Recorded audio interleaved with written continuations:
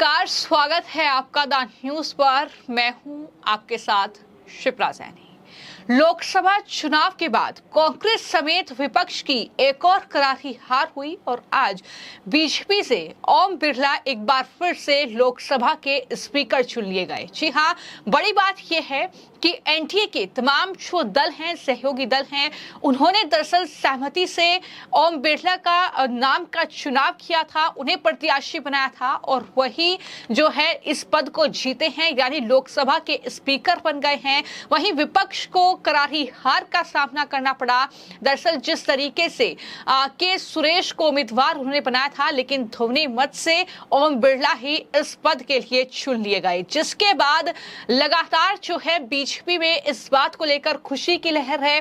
तमाम बीजेपी के जो सहयोगी दल हैं वो भी इस बात को लेकर खुशी जाहिर कर रहे हैं, क्योंकि लगातार लोकसभा स्पीकर के इस पद को लेकर सस्पेंस बना हुआ था और कहीं ना कहीं एनडीए में भी फूट डालने की तमाम कोशिशें की गई। तमाम ऐसी मीडिया रिपोर्ट्स आई कि टीडीपी चाहती है कि उसका दरअसल स्पीकर जो है उसकी पार्टी से चुना जाए, लेकिन ओम बिरला की इस जीत पर अब टीडीपी के जो प्रमुख हैं, जो कि एनडीए का हिस्सा है, चंद्रबाबू नायडू, उनका दरअसल बयान सामने आया है और उन्होंने ओम बिरला को इस जीत के लिए बधाई दी है।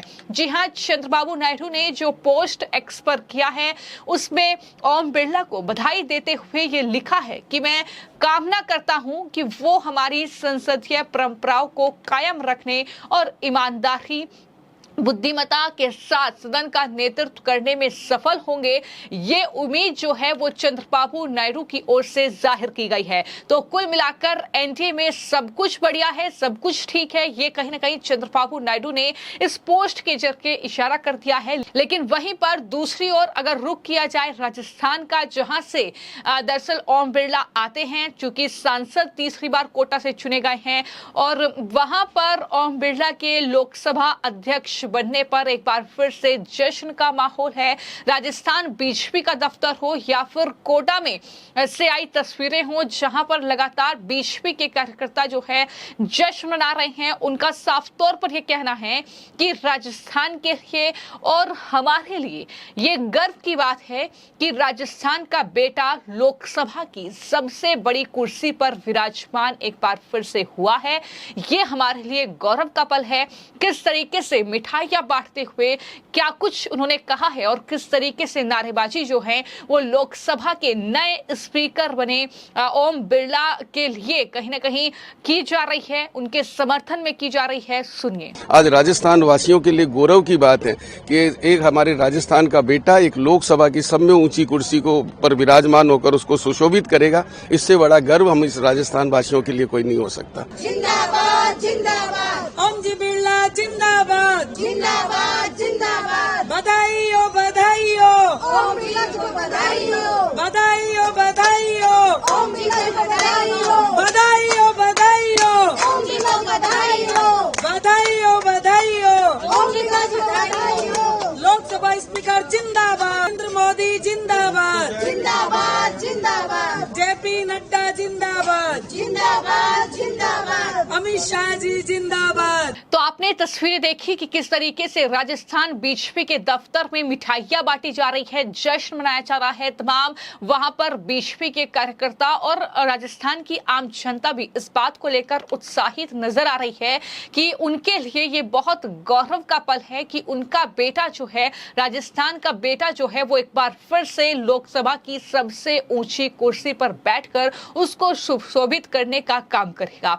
तो वहीं दूसरी ओर विपक्ष जो है वो दरअसल अध्यक्ष पद के लिए लोकसभा के ओम बिरला को बधाई तो दे रहा है, लेकिन उसी में उनकी तिलमिलाहट भी देखने को मिल रही है, जहां राहुल गांधी प्रधानमंत्री नरेंद्र मोदी के साथ ओम बिरला को उनकी कुर्सी तक बैठाने के लिए तो आए, लेकिन राहुल गांधी ने ओम बिरला को उनके इस जीत के लिए बधाई देते हुए कहा कि मुझे विश्वास है कि आप विपक्ष की आवाज दबने नहीं देंगे। Rahul Gandhi ji,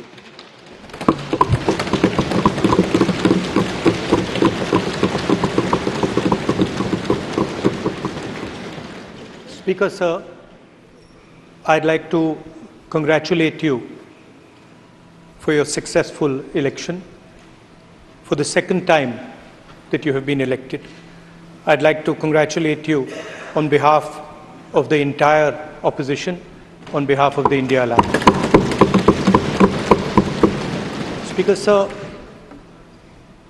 this House represents the voice of India's people. And you, Speaker Sir, are the final arbiter of that voice. Of course, the government has political power, but the opposition also represents the voice of India's people. And this time, the opposition represents significantly more voice of the Indian people than it did last time. Speaker Sir, the opposition would like to assist you in doing your work. We would like the House to function often and well. Speaker Sir, it is very important that cooperation happens on the basis of trust. It is very important that the voice of the opposition is allowed to be represented in this House. I'm confident that you will allow us to represent our voice, allow us to speak, allow us to represent the voice of the people of India. Speaker Sir, the question is not how efficiently the House is run. The question is how much of India's voice is being allowed to be heard in this House. So the idea, Speaker Sir, the idea that you can run the House efficiently by silencing the voice of the opposition is a non-democratic idea. And this election has shown that the people of India expect the opposition to defend the Constitution, the Samvidhan of this country. And we are confident that by allowing the opposition to speak, by allowing us to represent the people of India, you will do your duty of defending the Constitution of India. I'd like to once again congratulate you, Speaker Sir, and also all the members of the House who have won their election. Thank you very much. और ये सिर्फ राहुल गांधी ने ही नहीं बोला, बल्कि तमाम जो India alliance में शामिल राजनीतिक दल हैं, फिर चाहे वो समाजवादी पार्टी हो, फिर चाहे वो अन्य राजनीतिक दल हो। लेकिन बात अगर अखिलेश यादव की जाए तो कन्नौज से सांसद बने हैं। नई संसद में अखिलेश यादव पहली बार पहुंचे। या अखिलेश यादव ने जिक्र करते हुए ओम बिरला को लोकसभा अध्यक्ष बनने पर बधाई दी। लेकिन अखिलेश ने कहा कि हमें उम्मीद है कि किसी के साथ भेदभाव नहीं होगा, उम्मीद है कि सदन में किसी की आवाज दबाई नहीं जाएगी, आप पर किसी तरह का कोई दबाव नहीं होगा। ये तमाम चीजें कहते हुए अखिलेश यादव ने लोकसभा के स्पीकर ओम बिरला को बधाई दी है।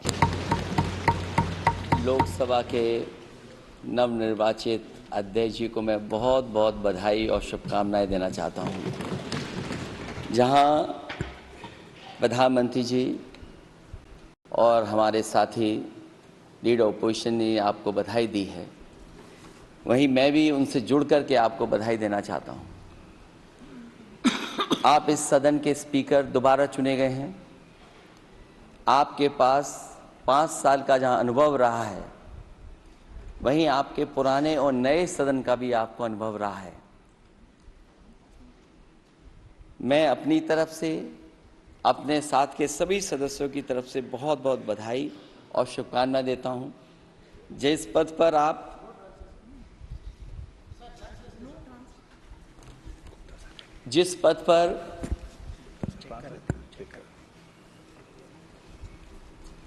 जिस पद पर आप बैठे हैं,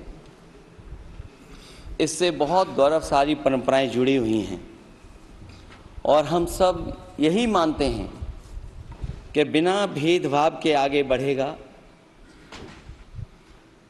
और लोकसभा के अध्यक्ष के रूप में आप हर सांसद और हर दल को बराबरी का मौका और सम्मान देंगे। निष्पक्षता इस महान पद की महान जिम्मेदारी है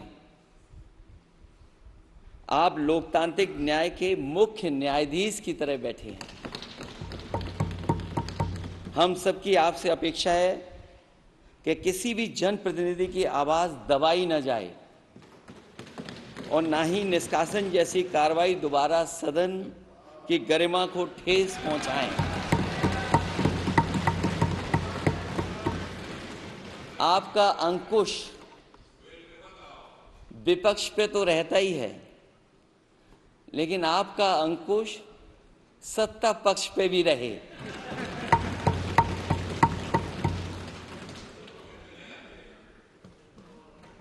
अध्यक्ष महोदय, आपके इशारे पर सदन चले, इसका उल्टा न हो। हम आपके हर न्याय संगत फैसले के साथ खड़े हैं। मैं एक बार फिर आपको इस अध्यक्ष पद पर बैठने के लिए बहुत बहुत बधाई देता हूं। मैं सदन में पहली बार आया हूं, ये नए सदन में। मुझे लगा कि हमारे स्पीकर की कुर्सी बहुत ऊंची होगी, क्योंकि मैं जिस सदन को छोड़ के आया हूं, अध्यक्ष जी, उसकी कुर्सी बहुत ऊंची है। उस समय भी मैं अध्यक्ष जी किसको कहूं कि ये कुर्सी और ऊंची हो जाए।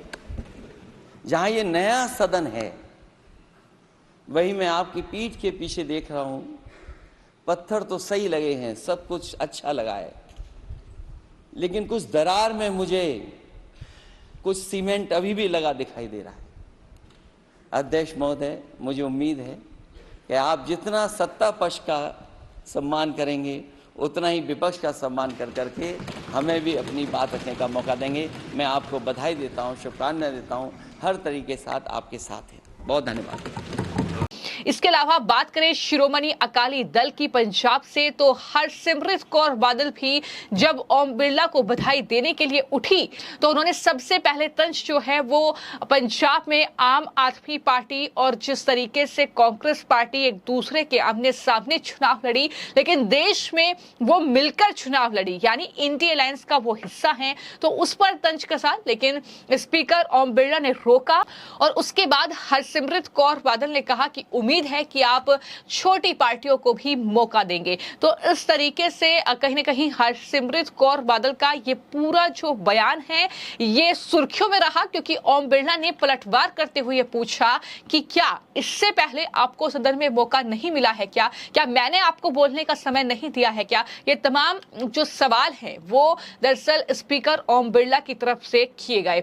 इसके अलावा अगर बात ओवैसी की जाए, तो ओवैसी एक बार फिर से अपने ही अंदाज में बोले। ओवैसी ने भी इस बात का जिक्र किया कि उम्मीद है कि आप छोटी पार्टियों को मौका देंगे। तो कुल मिलाकर कहीं ना कहीं, चूंकि इससे पहले भी स्पीकर जो है वो ओम बिरला ही थे और दूसरी बार वो लोकसभा के स्पीकर जो है चुने गए हैं, तो ऐसे में तस्वीर कुछ अलग नहीं थी, लेकिन जो कहीं ना कहीं बयान सामने आए वो बयान अपने आप में कुछ हास्यास्पद थे। तो कुछ कहीं ना कहीं जिसकी उम्मीद थी कि विपक्ष ऐसा बोलेगा, और विपक्ष ने ऐसा बोला। जब प्रधानमंत्री अपने मंत्रिमंडल का परिचय वहां पर दे रहे थे, तो धर्मेंद्र प्रधान का जब नाम प्रधानमंत्री ने लिया, तो विपक्ष ने नीट एग्जाम को लेकर वहां पर हंगामा कर दिया। तो ये तमाम तस्वीरें हैं जो आज लोकसभा स्पीकर के चुनाव के बीच देखने को मिली, लेकिन आखिरकार बीजेपी ने ये पद हासिल कर लिया। एक बार फिर से ओम बिरला ही लोकसभा के स्पीकर नियुक्त हो गए, और वहीं विपक्ष की तिलमिलाहट